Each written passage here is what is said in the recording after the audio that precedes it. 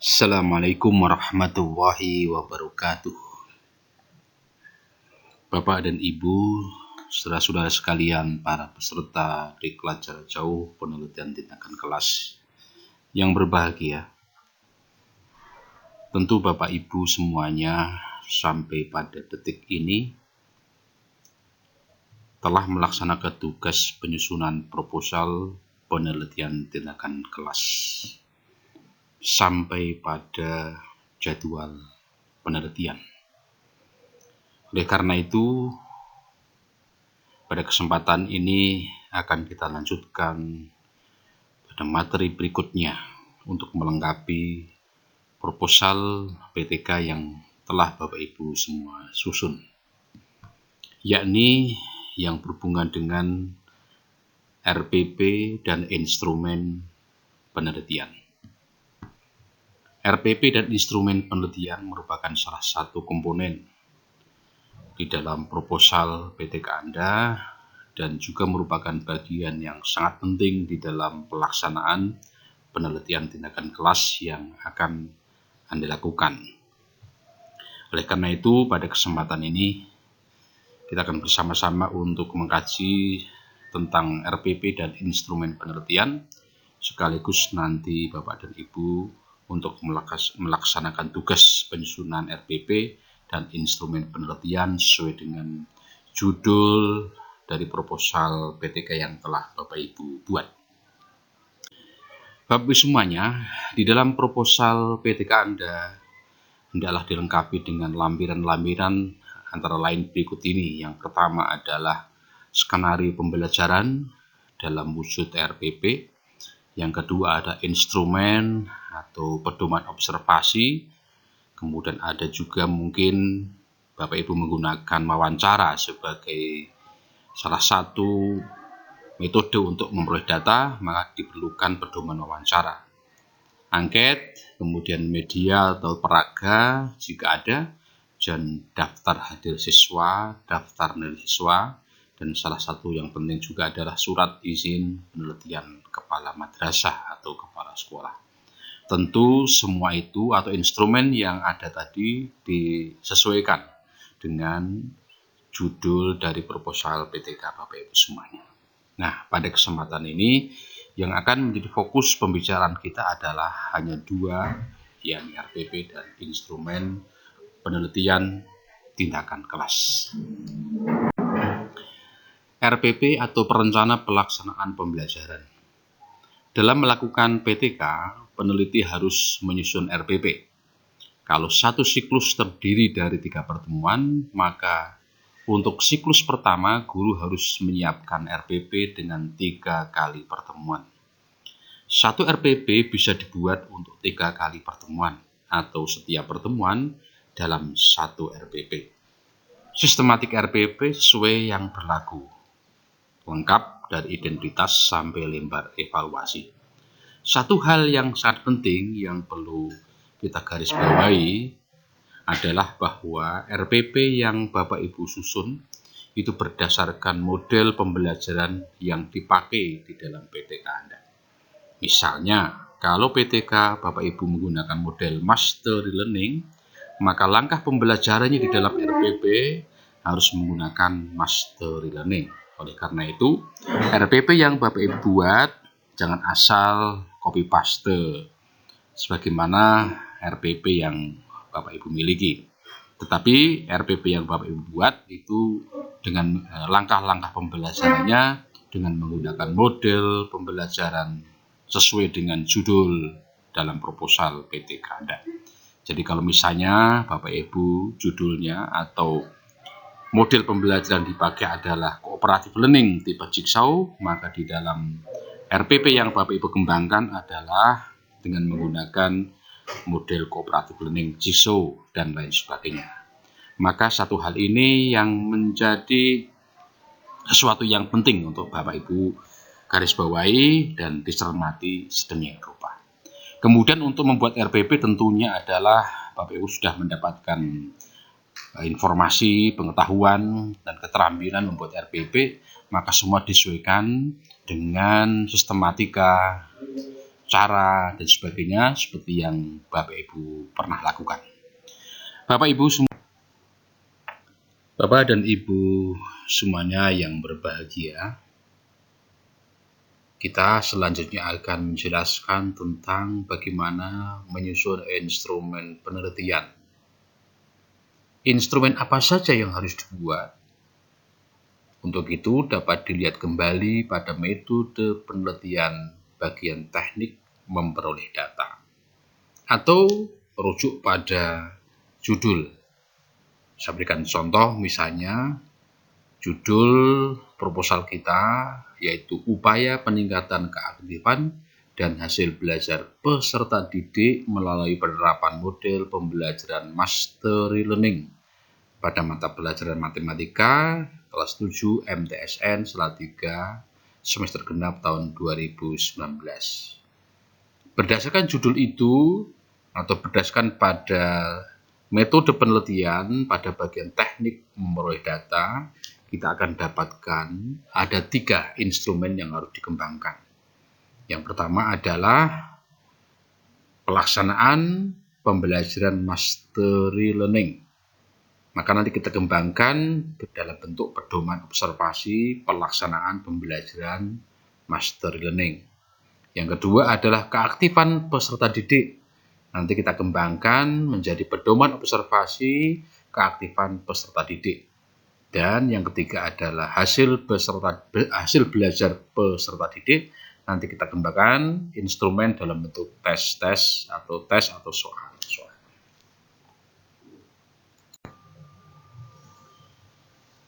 Baik Bapak dan Ibu semuanya, selanjutnya saya akan menjelaskan tentang bagaimana menyusun pedoman observasi pelaksanaan pembelajaran dengan menggunakan mastery learning sesuai dengan judul yang saya contohkan di atas.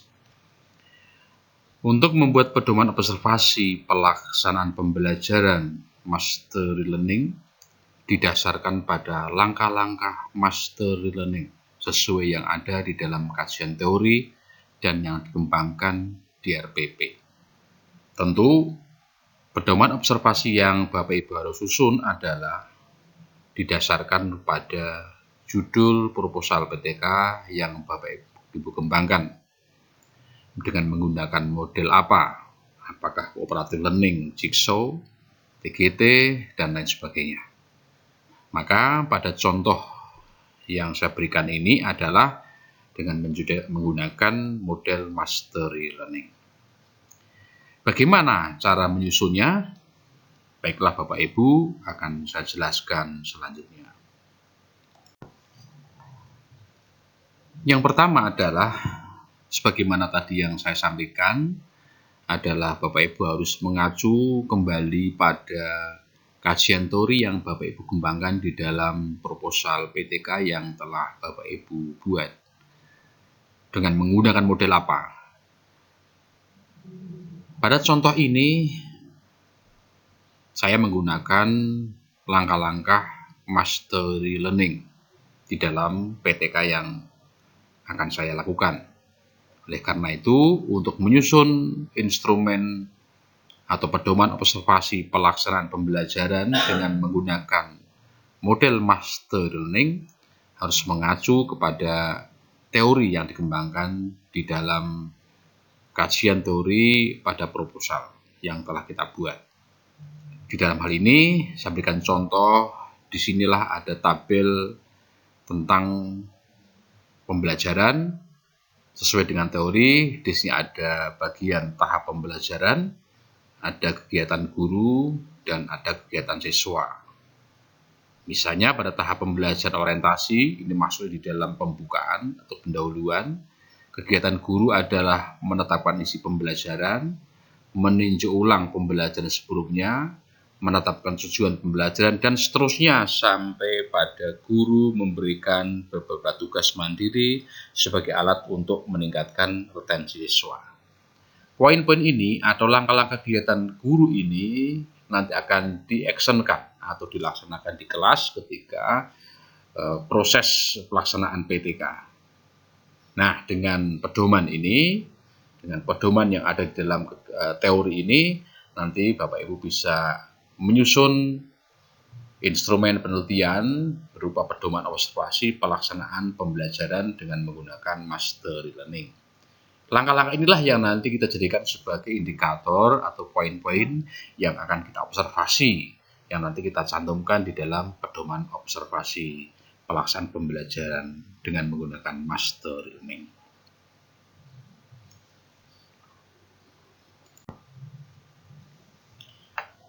Baiklah Bapak dan Ibu yang berbahagia, selanjutnya pada bagian ini akan saya berikan contoh lembar observasi kegiatan guru dalam menerapkan model mastery learning.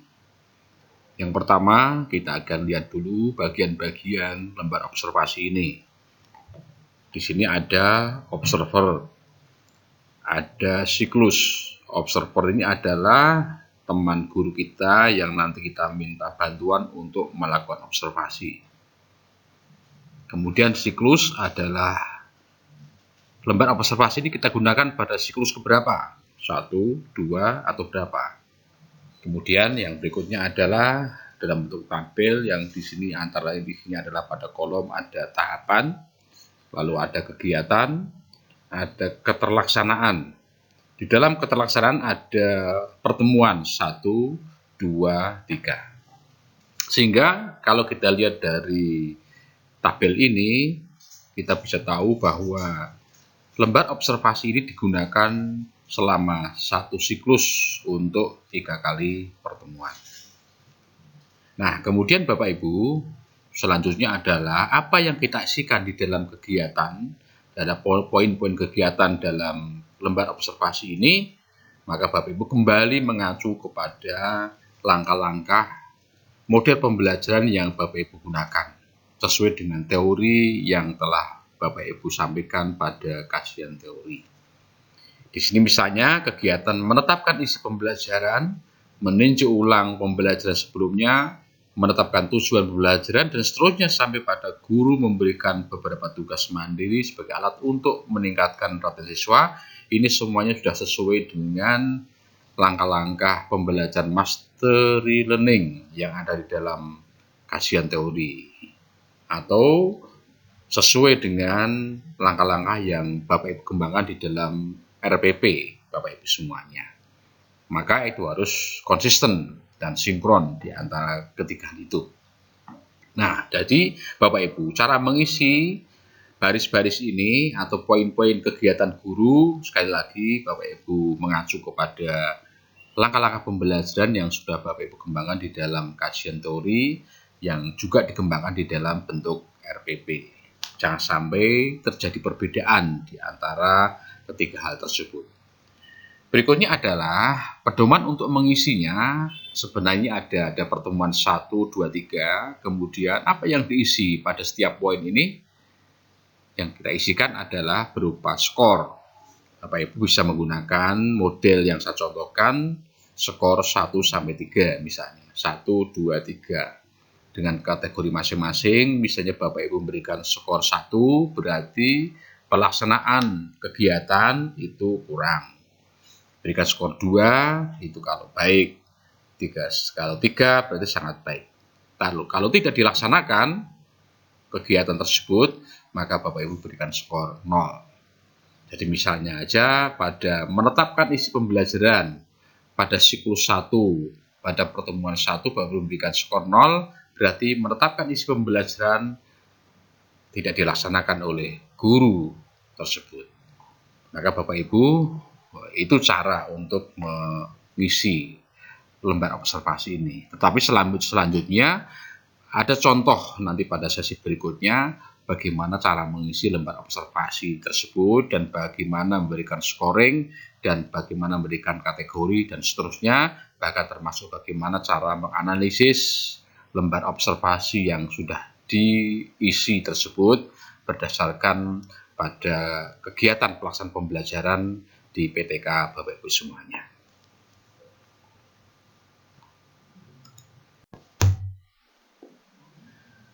Baik Bapak Ibu semuanya yang Berbahagia para peserta di kelas jarak jauh penelitian di tekan kelas.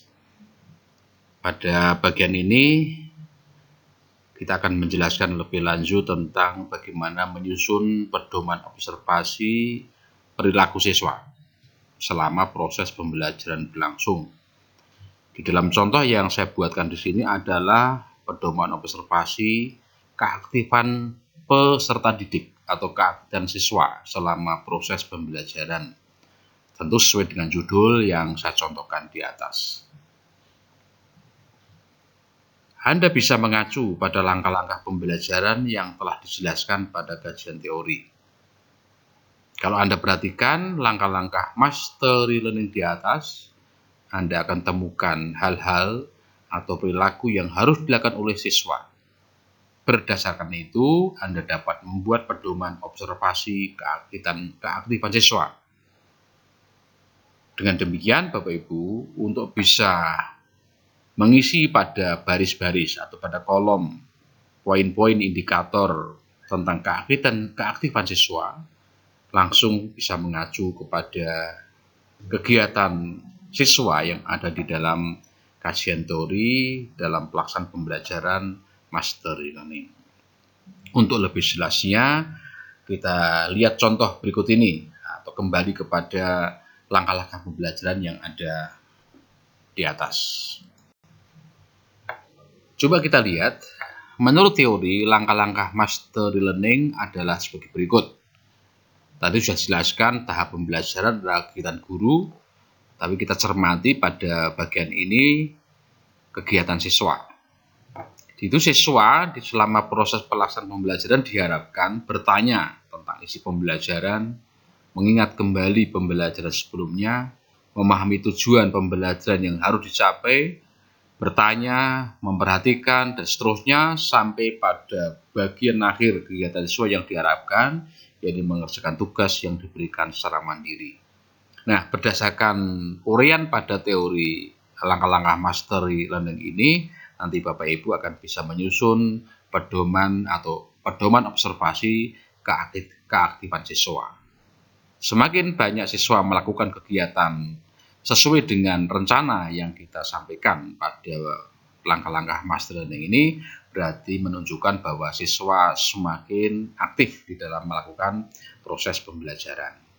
Nah, lebih lanjut, bagaimana bentuk dari pedoman observasi untuk mengamati keaktifan siswa di kelas dengan menggunakan mastery learning tersebut?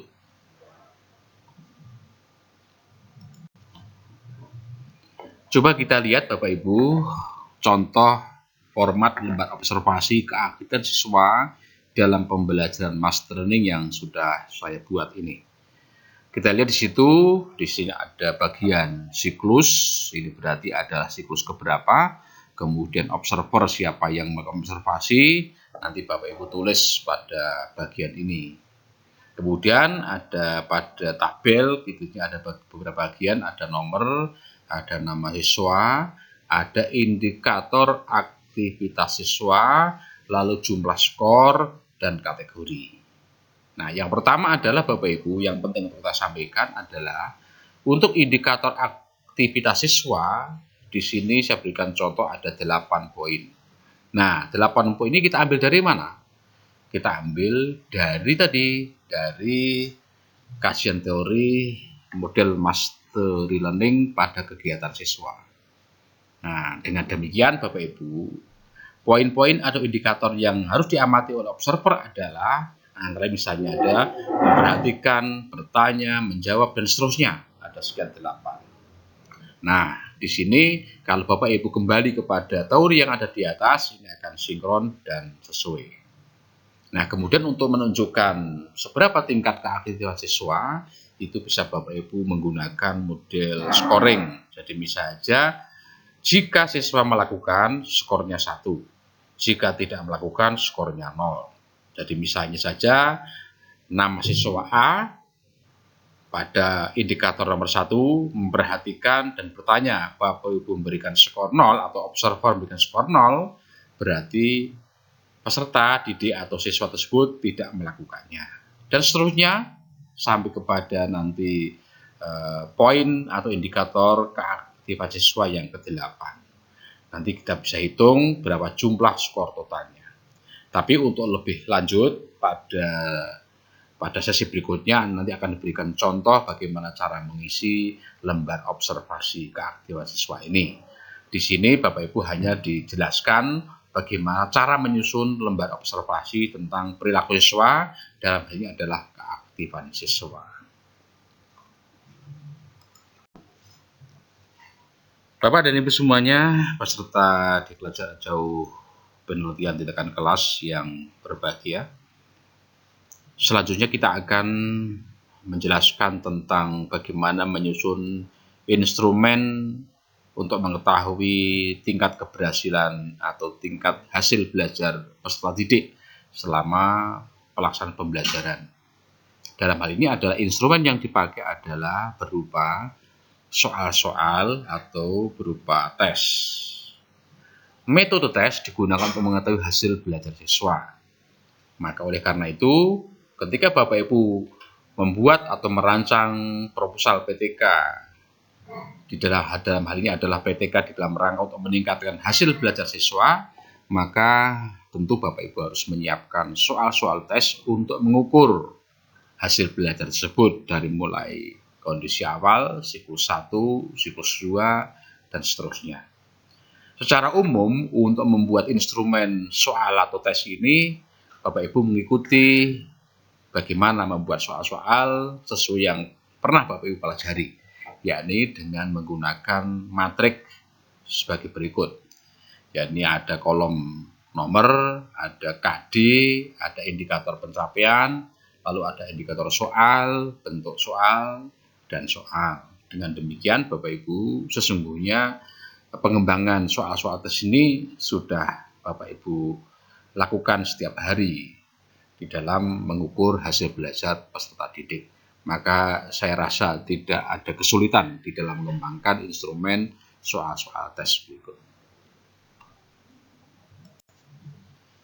Baik Bapak Ibu semuanya, setelah Bapak Ibu mendapatkan penjelasan tentang bagaimana menyusun instrumen-instrumen di dalam proposal PTK yang Bapak Ibu kembangkan, maka untuk mengakhiri sesi ini, Bapak Ibu memiliki atau harus melaksanakan atau membuat tugas yang akan kami sampaikan, yakni buatlah instrumen penelitian sesuai dengan judul proposal PTK Bapak Ibu semuanya, yakni pedoman observasi pelaksanaan pembelajaran, pedoman observasi perilaku peserta didik, dan soal-soal tes. Tentu semua ini adalah disesuaikan dengan judul PTK Bapak Ibu semuanya.